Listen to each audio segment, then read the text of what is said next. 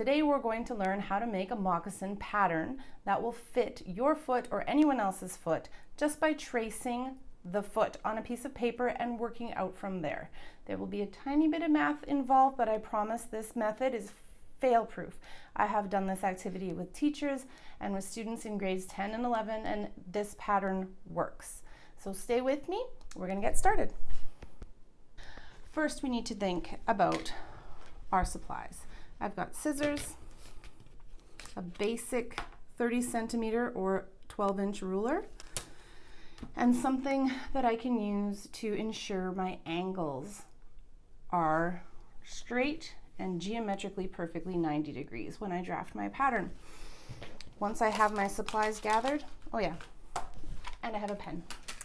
Once I have my supplies gathered, I'm going to stand on a piece of paper, nice big piece of paper. This one is a little bit smaller than ledger size or A3. And I'm going to trace around my foot. A couple things about tracing your foot. Get all the bumps you can. Bumps are fine. We're going to deal with bumps in a second. But just be careful not to dig in too closely on your insole because that's not really how your foot works. So you want to keep your pen pretty vertical while you trace, and then we'll sort it out after that. So once I have my foot traced by stepping on it and tracing around with a marker, I need to smooth this out. I don't need a lumpy bumpy moccasin. That's a little bit silly. So here we can decide which shape we want. I kind of like a pointier, girlier moccasin. So I'm going to show you that one first, and then I'll show you how to make it a little bit rounder next.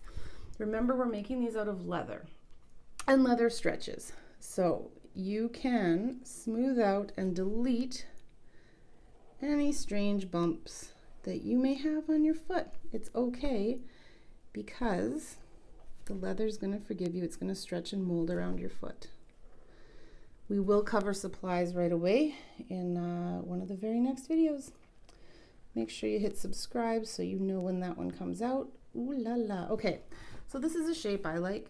It's a bit more pointy. Not everyone's going to love that shape. So what we might need to do is, if there's someone who wants a rounder shape, again, it's okay. It's leather. I know, it's scary to cut off your big toe that much. And you'll play with the shape differently so that you get a different shape.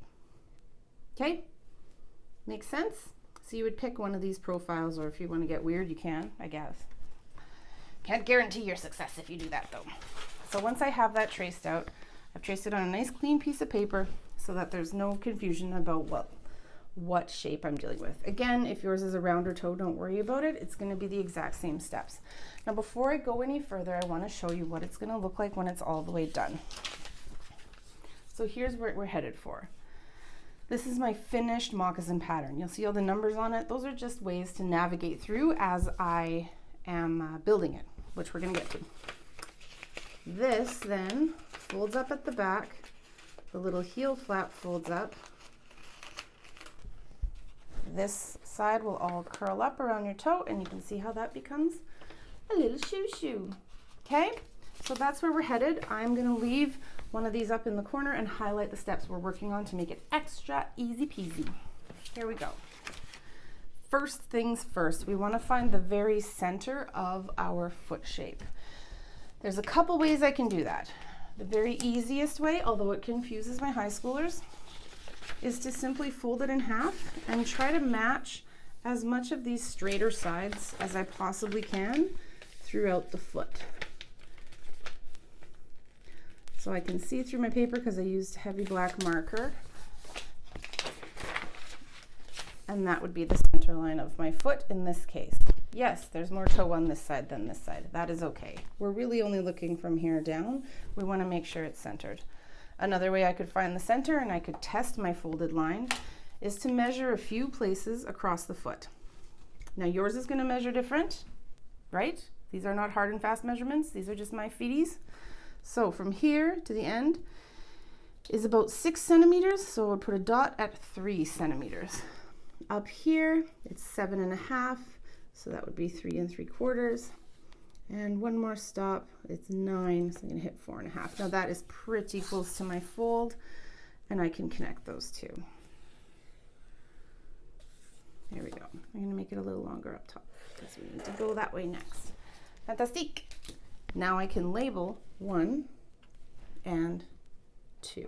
And what I'm labeling is this point of intersection here.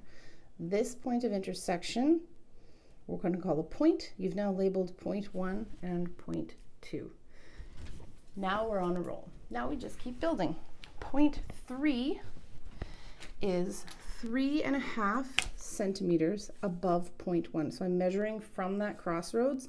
I'm measuring up 3.5 centimeters to point 3. And I'm going to label it.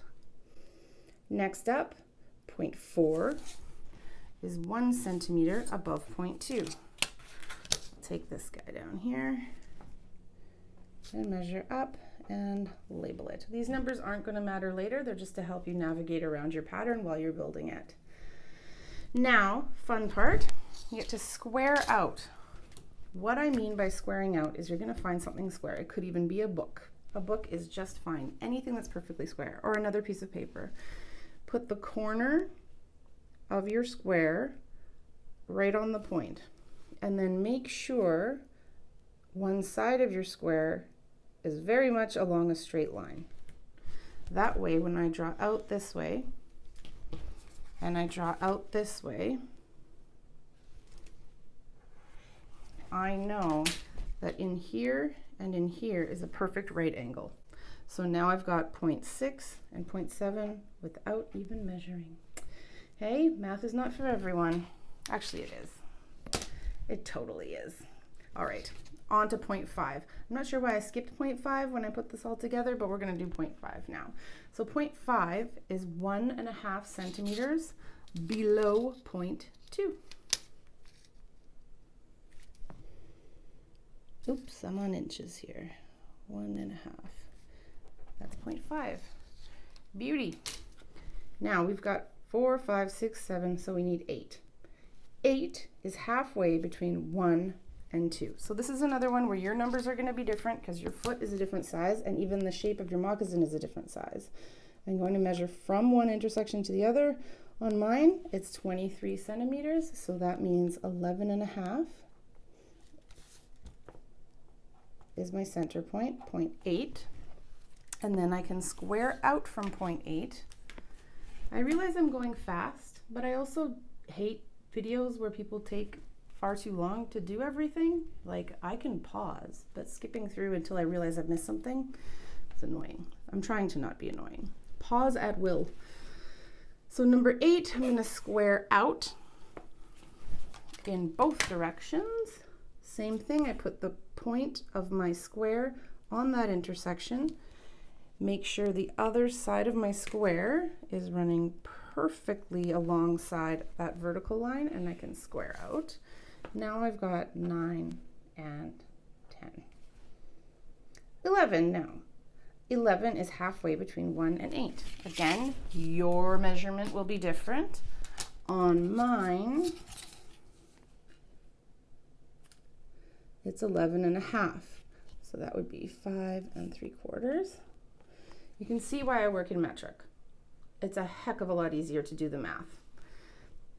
All right, go metric. We've got 0.11 here. Now I can square out to find 12 and 13. Same as I did on 8, I'm going to square out from 11 in both directions to find 12 and 13. All right, now that we've got 12 and 13, and I'm squaring out liberally because I am going to figure out where this border is. Just you wait. I don't really care if these lines are too long for now. Better too long than too short. I don't have to redraw them that way. 14. We are on to 14. Now 14 is 4 centimeters away from 12 along the same line. So I'm going to measure from 12. If I can pick up my ruler. And mark 14 here. Then I'm going to square down from 14.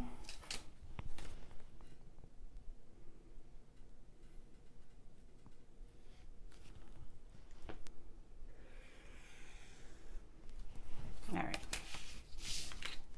I'm going to make this line a little longer because I want them to intersect eventually. squared down from 14. Now 6, this is a fun one. This is a fun one. 6 to 15 and 7 to 16 is half of 6 to 7 plus 0.5 centimeters. Plus 0.5 centimeters. That sounds like a lot of math. I'm going to say it again. The distance from 6 to 15 and from 7 to 16 is the distance from 6 to 7 divided by 2 plus half a centimeter. Again, this is Y metric. I'm going to measure from 6 to 7. I'm getting 3.2.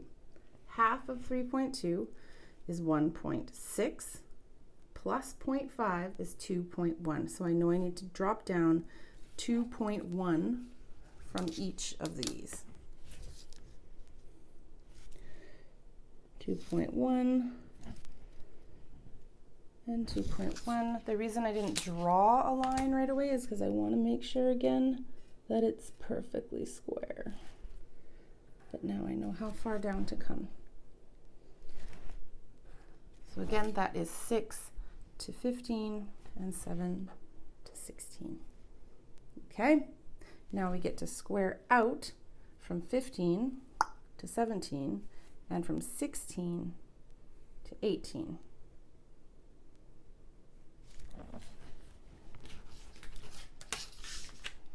How are we going to square out from 16 and know where 18 is supposed to be though? If this is 17, how do we know how far to draw this line? We haven't done anything over here yet. Don't worry, I got you. We're going to measure from 17 to 15. Here it's 6.6, and we'll do the same distance over here. Once again, making sure it is the squarest it can possibly be. So that is 18. Now, to find this side, I'm going to square up from 18 to find 19. And there's a reason we build it going around in a circle like that. We need the same distance from the center on each side, which is not necessarily, depending on your foot and the shape you've chosen, the same distance from each of these points. I used to do it that way, and it made problems. We have enough problems in our world right now. We don't need that. So I'm going to square up from 18. And that means I can label 19. Okay? Okay. 20 and 21 now. 20 and 21 are 1 centimeter above 0.15 and 16. So we just need to measure up 1 centimeter to get 20, 21. Now we can draw in our heel curve. If you have a hard time with curves, if you are curve challenged, I find like a roll of tape, a small roll of Scotch tape, really draws that heel curve in really nicely. And remember, on our finished one here, that heel curve will eventually flip up at the back to create a nice finish on your shoe. That's what you just drew there. Okay, then we're going to label point 22.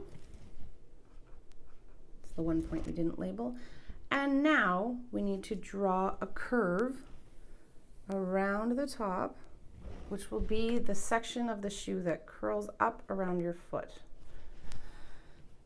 To do that, we want to make sure it's fairly consistent. So up here, we know that this is 3.5 centimeters away. So if we start with that as a measurement, always measuring perpendicular out from the curve, we'll get a pretty even road all the way around. I've got a pencil here, and I'll show you what I often see in my students. Things get really narrow. They kind of try to go straight up there, and then they come straight down here. And you can see how this is wide, narrow, wide, narrow, wide. We really don't want to do that. We want to keep it a nice, even road the whole way around for the most part. So I'm going to go back to drawing those dots at 3.5 centimeters. The other thing, if you're doing it this way, be careful you're not angling weirdly. Try to always make sure the line of your ruler is right on the line of your pattern, so that you end up with a distance that is truly from the edge of your foot. Okay. Now's the part people get mad at me, because after saying everything has to be so exact, I change my mind a little bit. I don't change my mind, it's all in the plan. So here's my rough line. Oops, following my old pencil line. Here's my rough line. But what we actually want to do is pull this curve in. You can see how it's kind of sharp here. We want to pull it in about 2.5 centimeters below 14. So it's going to come more down like this. And then up here, this looks pretty extreme, and it is. So it's okay to shallow that a little bit. So I'll show you what we end up with here.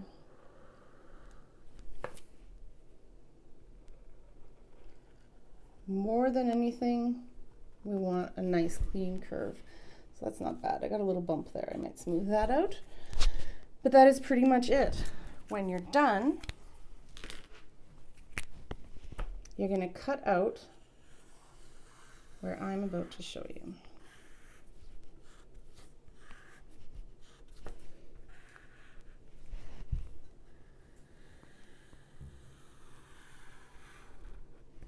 Before you cut out, you should add your notches. I'm sorry, I forgot this. Here you go, guys. One here, one at 14, one at 3. And notches are just little triangles that we cut into our patterns so that when we line them up with other pattern pieces, we know which bits need to match with which bits. So I've got 5 notches, 2 on each side and 1 at the very top. And that is important. Once you've got that, you're going to cut along this red line here, including these 2 little snips. Sorry, that red line. Let's just switch to this one. See what I mean? Not this one. The line that passes through number 5, not the line that passes through number 2. Oh, Miss Chambers, Miss Chambers. There we go. When you're done that, I also insist people trace another pattern piece. So on another piece of paper, a separate piece of paper, you're going to trace what becomes the top of your moccasin. And you're going to put notches on that. When you're done that piece, it'll just look like this. When you're all done, you should have 2 pieces. This piece will become your leather piece and your lining. This will become your vamp. In my next video, we'll talk about how to do the beadwork on the vamp. After that, I'll show you step by step how to put your moccasins together and where to get some supplies for that. That's it for today. Congratulations, you have finished your moccasin pattern. You do not need to do the other foot, because if you just flip it over, you've got the other foot. Next time we're going to be looking at the materials we need and where to get them. Hopefully I'll have some kits you can order put together by then. And I look forward to seeing what you can do. Take care.